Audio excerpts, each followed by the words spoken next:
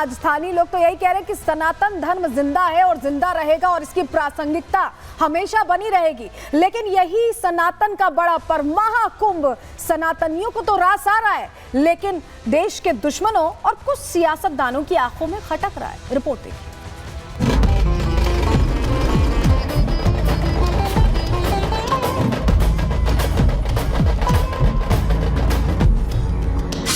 प्रयागराज में आस्था का महाकुंभ लगने जा रहा है। जैसे जैसे पहले राजसी स्नान की तारीख करीब आ रही है, वैसे ही सनातन विरोधियों की टेंशन बढ़ती जा रही है। कोई संगम की धरती को वक्फ की संपत्ति बता रहा है, तो कोई महाकुंभ के खिलाफ महायुद्ध की साजिश रच रहा है। अमेरिका में बैठकर खालिस्तानी आतंकी गुरपतवंत सिंह पन्नू खालिस्तान समर्थकों को भड़काऊ ईमेल भेज रहा है। पन्नू चाहता है कि राजसी स्नान वाले दिन खालिस्तान समर्थक लखनऊ और प्रयागराज पहुंचे, महाकुंभ का विरोध करें और खालिस्तानी झंडे लहराएं। लेकिन शायद पन्नू भूल गया है कि जिस प्रदेश में महाकुंभ का आयोजन हो रहा है, वहां एक योगी का राज है जो आतंक फैलाने वालों का इलाज जानते हैं। पन्नू के 3 गुर्गे पीलीभीत में महज छिपने आए थे, लेकिन उनके गुनाह इतने बड़े थे कि बाबा की पुलिस ने उन्हें जहन्नुम पहुंचा दिया। आतंकियों के एनकाउंटर से पन्नू बौखलाया हुआ है। महाकुंभ में जिस तरह का सुरक्षा घेरा तैयार किया गया है, उसने पन्नू के मंसूबों पर पानी फेर दिया है। यही वजह है कि जो पन्नू कल तक हिंसा की धमकी दे रहा था, वो आज अपने कारिंदों से प्रयागराज पहुंचकर झंडा फहराने की बात कर रहा है। महाकुंभ देश के दुश्मनों को ही नहीं, बल्कि कई सियासतदानों को भी रास नहीं आ रहा। जहां पहले सपा सुप्रीमो कुंभ की तैयारियों पर सवाल खड़े कर रहे थे, वहीं अब सपा विधायक ओम प्रकाश सिंह भी कुंभ पर विवादित टिप्पणी कर रहे हैं। कुंभ नहा के मरे आदमी, पानी खराब, व्यवस्था खराब, पैसा सब लूटा जा रहा है और कोई व्यवस्था नहीं है। ओम प्रकाश सिंह इतने पर ही नहीं रुके। तुष्टीकरण की राजनीति को मजबूत करने के लिए ओम प्रकाश गैर सनातनियों को अपने साथ कुंभ ले जाने की बात कह रहे हैं। कोई बात नहीं है, मुसलमान चाहेगा तो हम लेके चलेंगे नहाने। गंगा तो सबकी है, गंगा माँ है और माँ किसी का नहीं होता कि इसकी माँ है, नहीं, माँ सबकी होती है, ऐसा कहीं नहीं है। हाँ, ये सही है कि हुकूमत नफरत, ईर्ष्या, द्वेष फैला कर हुकूमत करना चाह रही है। पहले मौलाना और अब सपा नेताओं का ये महाकुंभ विरोध सामने आया तो बीजेपी ने सपा पर करारा प्रहार किया। अखिलेश यादव के इशारे पर ओम प्रकाश सिंह बयान जारी कर रहे हैं कि जो कुंभ में नहाएगा वो मर जाएगा। इन सबों के मन में तो बाबर की आत्मा घुस गई है लग रहा है। जिस तरीके से अखिलेश यादव एक्स पर पोस्ट लिखकर और उनके नेता ओम प्रकाश सरीखे लोग कुंभ पर कीचड़ उछाल रहे हैं, उससे स्पष्ट होता है कि ये हिंदुओं की भावनाओं को आहत करना चाहते हैं। महाकुंभ की तैयारियां लगभग पूरी हो गई हैं। अखाड़े छावनी प्रवेश कर रहे हैं। यहाँ आने वाले संत जहाँ सनातनियों को शास्त्रों का ज्ञान देंगे, तो वहीं कुंभ पर बुरी नजर डालने वालों के लिए नागा साधु अपने शस्त्र के साथ तैयार नजर आएंगे। Bureau report, Republic Bharat.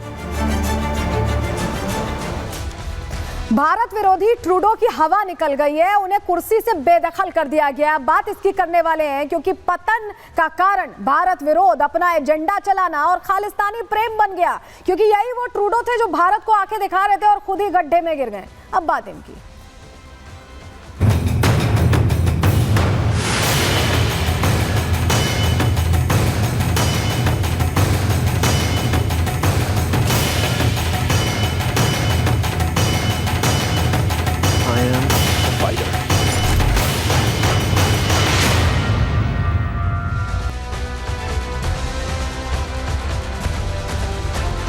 और चलिए जल्दी से आपको बता देते हैं कि ट्रूडो के लिए नौबत क्यों आ गई। कनाडा के प्रधानमंत्री जस्टिन ट्रूडो ने इस्तीफा दे दिया है और ये इस्तीफा उन्हें देना पड़ा है। लंबे समय से उनके खिलाफ विरोध चल रहा था, उसके बाद उन्होंने इस्तीफा दिया। जस्टिन ट्रूडो ने पार्टी नेता पद से इस्तीफा दिया है और सोमवार को प्रेस कॉन्फ्रेंस में ट्रूडो ने बाकायदा इसका ऐलान किया। कनाडा में लगातार ट्रूडो का विरोध बढ़ता जा रहा था, खिलाफत बढ़ती जा रही थी और ट्रूडो की पार्टी के सांसद भी इस्तीफे की मांग कर रहे थे। ऐसे में दबाव उन पर था। कई नेता चाहते थे कि इस्तीफे के बाद नया चेहरा मिले और कनाडा की संसद को 24 मार्च तक ऐसे में अब निलंबित कर दिया गया है। 24 मार्च से पहले पार्टी को अपना नया नेता चुनना होगा। उत्तराधिकारी नहीं चुने जाने तक ट्रूडो ही पीएम पद पर रहेंगे। क्या कहा ट्रूडो ने अपनी प्रेस कॉन्फ्रेंस में, सुनिए पहले। I intend to resign as party leader, as prime minister. This country deserves a real choice in the next election, and it has become clear to me that if I'm having to fight internal battles, I cannot be the best option in that election.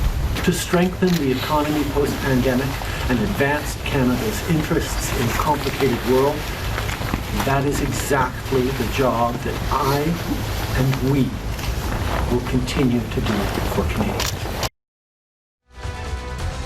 तो Trudeau के इस्तीफे की कहानी आपने सुन ली, लेकिन ऐसा क्या हुआ कि जस्टिन ट्रूडो को इस्तीफा देना पड़ा? चलिए जल्दी से आपके सामने जानकारी रखते हैं, आपको बताते हैं कि ये राह क्यों मुश्किल हो गई। दरअसल ट्रूडो की कठिन राह में यहाँ पर क्या दिक्कतें आई? सबसे पहले लोकप्रियता में गिरावट आई, लोगों में नाराजगी हो गई, चुनावी हार का डर सताने लगा। इसी साल चुनाव है अक्टूबर नवंबर में होने, और पार्टी के अंदर ही नेतृत्व पर सवाल उठ गए, यानी जस्टिन ट्रूडो के नेतृत्व को कोई स्वीकार नहीं कर रहा था। पार्टी के कई सांसद उन्हें बोझ बताने लगे, खालिस्तानी समर्थक होने का खामियाजा उन्हें भुगतना पड़ा। वहीं कनाडा में अप्रवासियों की जो बढ़ती संख्या है वो भी उनके लिए चुनौती बनी, क्योंकि उन्होंने पहले हरी झंडी दी थी। कनाडा की आर्थिक अस्थिरता और बढ़ती महंगाई के चलते उनसे नाराजगी बढ़ती गई और ट्रूडो के खिलाफ ऐसे में अविश्वास प्रस्ताव आने वाला था, और उससे पहले ही उन्होंने हथियार डाल दिए और इस्तीफा दे दिया। लेकिन ये जो पूरी कहानी है, ये दरअसल भारत को तेवर दिखाने से शुरू हुई थी, क्योंकि अपने देश में जो कुछ चल रहा था उसे साइड करने के लिए, अटेंशन उधर शिफ्ट करने के लिए भारत को बार बार आंखें दिखा रहे थे। हुआ क्या था, चलिए जरा आपको बताते हैं। ट्रूडो ने यहाँ पर अपने काल में भारत और कनाडा के बीच रिश्ते सबसे खराब कर दिए, इतने खराब कभी नहीं थे। ट्रूडो काल में खराब स्थिति में राजनयिक संबंध पहुंच गए भारत और कनाडा के, और ऐसे में खालिस्तानी गतिविधियां अभी वहां कनाडा में बढ़ती हुई दिखाई दी। ट्रूडो काल में खालिस्तानी आतंकियों का कनाडा पूरी तरह से गढ़ बन गया, उनका दबदबा हो गया। भारत पर निर्झर की हत्या में शामिल होने का उनकी तरफ से आरोप लगाया गया, और आरोपों को लेकर बार बार भारत ने सबूत मांगे, लेकिन उन्होंने सबूत नहीं दिए। भारतीय उच्चायुक्त और कुछ अधिकारियों पर उन्होंने शामिल होने का आरोप लगा दिया, इतने बड़े आरोप लगा दिए। कनाडा सरकार ने फिर कनाडाई उच्चायोग के प्रभारी को तलब किया, सवाल जवाब किया, और आरोप के बाद 6 कनाडाई राजनयिकों को भारत से जाने का आदेश भारत ने कड़ा रुख देते हुए यहां दे दिया। यानी पूरी तरह से भारत ने बता दिया कि इस तरह के फर्जी आरोपों को ना वो स्वीकार करेंगे और ना ही इस तरह का रवैया स्वीकार करेंगे। भारत अपने स्टैंड पर कायम रहा, और ऐसे में अब फंस गए हैं ट्रूडो, और यही वजह है कि इस्तीफा देना पड़ा। लेकिन चलिए जरा आपको बताते हैं कि आगे क्या होने वाला है, आगे क्या होगा ये समझिए। भारत और कनाडा के रिश्तों में सुधार हो सकता है, क्योंकि ट्रूडो तो आउट हो चुके हैं। राजनयिक संबंधों में भी सुधार आ सकता है, और खालिस्तानी समर्थकों पर जो नई सरकार बनेगी, नया चेहरा जो आएगा वो नकेल कस सकता है। विपक्ष की सरकार बनी तो वीजा नीति भी बदल सकती है, और कनाडा एक बार फिर से भारतीयों की पसंद बन सकता है। जो अभी दूर दूर हैं वो फिर से पास आ सकते हैं, दोनों देशों का जो संबंध है वो बेहतर हो सकता है। तो ऐसे में क्या होता है कनाडा में, इस पर हमारी नजर रहेगी। एक और जानकारी आपको दे दें कि 2 भारतवंशी अंतरिम में यहाँ पर प्रधानमंत्री बनने की रेस में आगे चल रहे हैं।